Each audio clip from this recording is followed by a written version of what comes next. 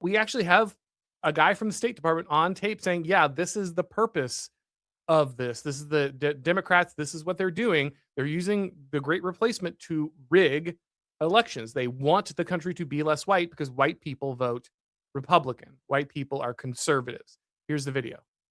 Goal. Why are they allowing it? They want to change the demographics of the United States. They really do. Because I mean, no, honestly, the people from Nebraska, like my family's like Americans that have, my family's been in the United States for 400 years. Traditional standard Americans are not leftists. Latin America's all leftists, and it's just, it literally is. This is just to try to change the demographics. So you have the video here from Project Veritas. I have an undercover guy speaking with the State Department official, and he comes out and says, look, it's really simple. White guys in Nebraska, they're not leftists. They're conservatives. They're naturally conservative. The basic default setting of the United States white population, the traditional population, yes, the heritage population, heritage Americans, tend to be very conservative. Like at the very least, like center-right conservatives. And they're not going to vote for radical leftist policies. They don't want it. So what do you do in a liberal democracy? What do you do if you're the Democrats and you need to push this radical progressive agenda, but the native population isn't really interested? And the answer is you replace them. And by the way, this has been the policy of the left for basically ever. They've recognized this dynamic for a long time. Leftism cannot win in America. It is not sustainable in America without replacing the population, without demographic replacement. It's critical that they replace the people who live here. Because as they said, the people in Nebraska, natural conservatives. The people coming across the border, the Latin Americans that you're always told, you have the George and Jeb Bushes saying, oh, well, these are natural Americans. They're natural conservatives. They have family values. They're Catholic. They're Christian. They're going to be right wing. They're going to be conservative. No, they're not. Actually, they're natural leftists. If for no other reason than when they get here, they want stuff. They want protection. They want advantages that they don't have because they're new immigrants. And so they give their loyalty to the left. So, the State Department's not confused as to why they want this policy. Why does the left want mass immigration? To replace you demographically. It's not just to replace your principles, not just replacing your abstract principles. It's not because you're super double loyal to the Constitution. They want to replace you because of your race. They want to replace you because of the color of your skin. Because they know, frankly, the left is not hesitating on this. The State Department's not hesitating to say this. White people, the color of their skin seems to indicate they're more likely to vote a specific way.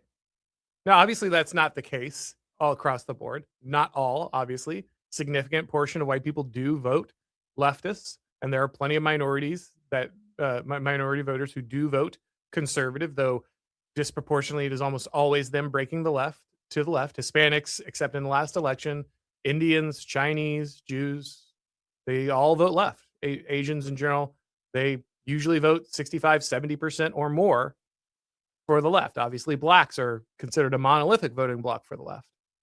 But there's always like 10% of blacks who vote conservative. And there's, the 20, 30% of Jews who vote conservative. There's the 20, 30% of Asians that vote conservative. So again, it's not all. We can find some of the worst human beings. What's the Nick Land quote? Never become so racist that you forget that the worst people in the world are white leftists. But ultimately, when we're just looking at the wide demographic spread, when we're just looking at the raw numbers, you can predict how an election is going to go by how many white people are in an area. If it's more, you're probably going to get a conservative. If it's less, you're probably going to get a liberal. Again, not all, not across the board, not every time. But this is generally how it works. And the left knows this. This is not a crazy right-wing talking point. It's the left's strategy. It's what the State Department openly admits is the left's strategy. So there's no confusion here for anybody except, for some reason, conservatives about how this works. And Elon Musk is aware of this, which is what he says. He points out, look, it's a hatred of white people, but it's also politically advantageous for these people to replace the white population. But even though that is something that the Democrats will announce out loud and can also be revealed in undercover videos of the State Department. I promise you, this video is going to end up getting the wrong think badge for the Great Replacement under it. I've had it happen several times. To this day, YouTube, if you have anything mentioning demographic replacement in your title or in your description, will flag your video as having wrongthink on it. You'll get the little Wikipedia saying, this is a conspiracy theory. Even better, it's a white nationalist conspiracy theory, even though it's literally what the Democrats announced their plan to be, even though it's literally what the State Department says the Democrats' plan is. It's listed as a conspiracy because that's what they want you to believe. They don't want you to actually think about it or look at it. So obviously, Elon Musk is very aware of this problem, right? Like, he grasps the dire nature of what is going on, the sinister nature of what is being leveled at European Americans. Again, it is bad to wipe out any racial group.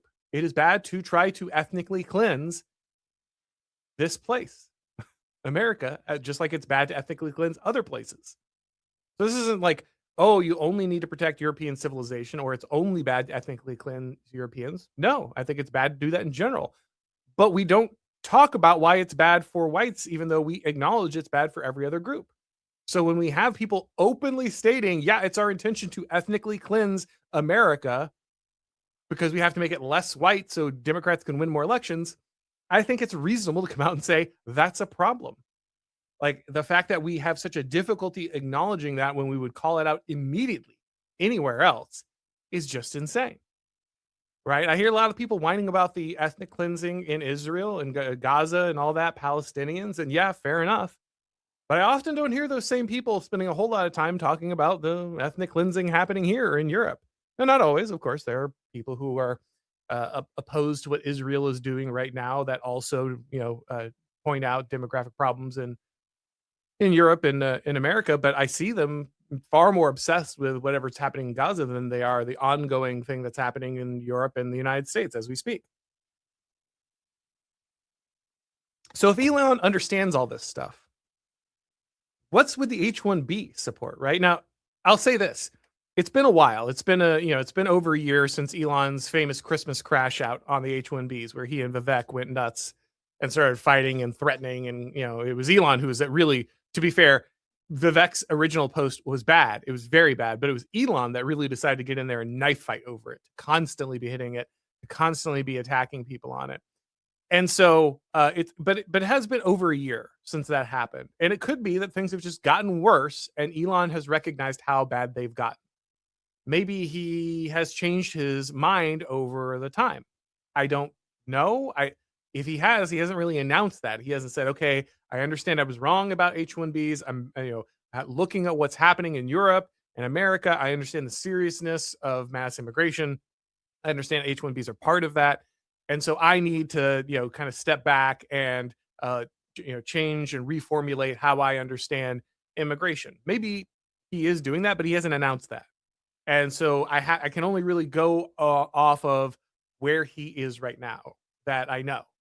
Maybe he has changed his mind, but the last update we had was, despite recognizing these obvious problems, he is not addressing them when it comes to what he thinks of as high-skilled immigration. Now, I think this is a fallacy in of itself. Obviously, we have a lot of H-1Bs coming in the United States, and very few of them are actually high-skilled immigration.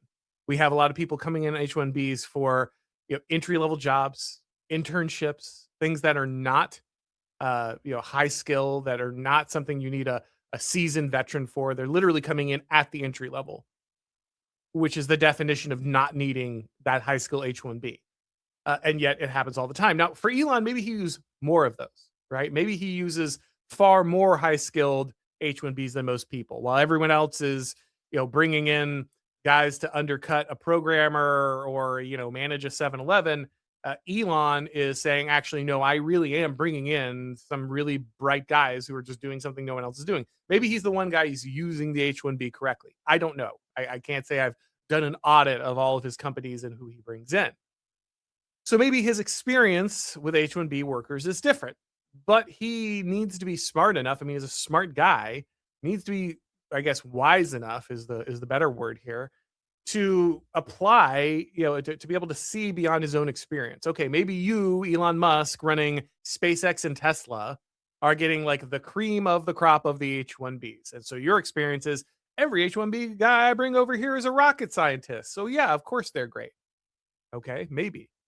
I still have problems with that, but I guess I can at least sympathize with having that narrow experience. And maybe he simply needs to be able to project himself into these other, industries where it's clear that the H-1B is being used as an ethnic replacement tool. Because remember, about 80% of H-1B workers are Indian. That stat is staggering.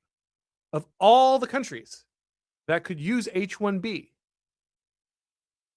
80% almost is coming from one country, and that country is India. And I'm sorry, but the IQ in India is not 130, right? Like, that's not the average IQ there. Hey guys, if you've been watching this show for a while, then you know that around here we encourage something that conservatives usually don't do. Winning. If you like what I'm doing here and you want to keep it going, then head over to BlazeTV. They have the behind-the-scenes content, exclusives, and documentaries that you're just not going to see anywhere else. So go to blazetv.com/Oren and subscribe today. The promo code is AURON, and you'll save $20 right now off the annual plan.